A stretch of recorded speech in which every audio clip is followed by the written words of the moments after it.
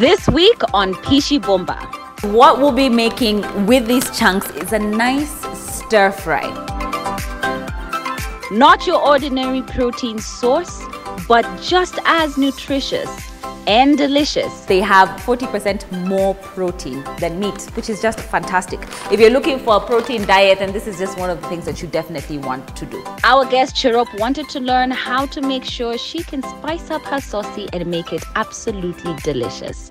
Learn more about this nutritious meal only on NTV at 6:30 p.m. with me, Clare Karatu, on Pishi Bomba. Pishi Bomba.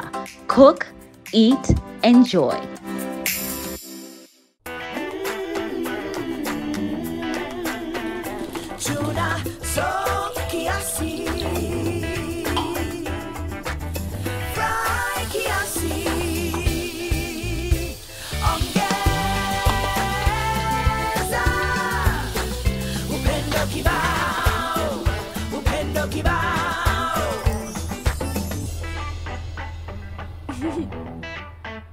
Wow, asante Toti.